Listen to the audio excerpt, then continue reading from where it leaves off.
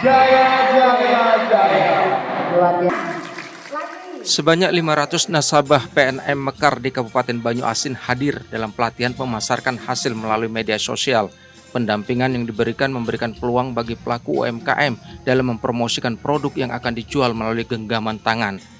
Nasabah yang hadir diambil dari setiap kecamatan di Kabupaten Banyuasin dengan harapan modal yang disalurkan dapat dikelola oleh pelaku UMKM dan membantu kesejahteraan warga Banyuasin.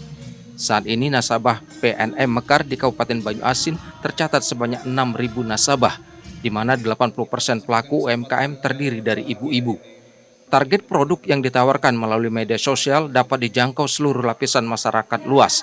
Dengan mengikuti perkembangan teknologi dari sistem digital, pelaku UMKM semakin memudahkan dalam menghasilkan uang. PNM tetap konsisten untuk mendampingi semua nasabah-nasabah Mekar maupun ulam untuk memberikan pelatihan, pendampingan kapasitas usaha. Kalau untuk Mekar ini kita sudah ada 3 tahap. Sekarang ini di tahap ketiga itu dari September nanti sampai ke Desember itu untuk pelatihan onboarding untuk online. Jadi itu penjualan melalui online. Jadi kita tetap memberikan 3 modal untuk semua nasabah kita.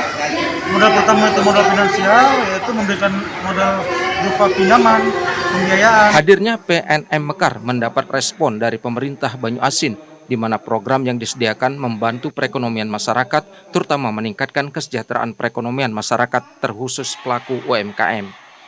Dan ini kalau dikembangkan, daerah kita ada 288 desa, 25 kelurahan dan 21 kecamatan. Ini bisa merambah ke daerah-daerah dan ini memang bagus ini pengembangannya karena petugasnya tuh jemput bola.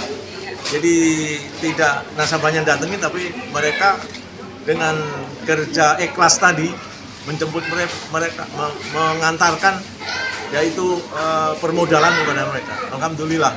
Dari Banyuasin, Martin, TVRI Sumatera Selatan melaporkan.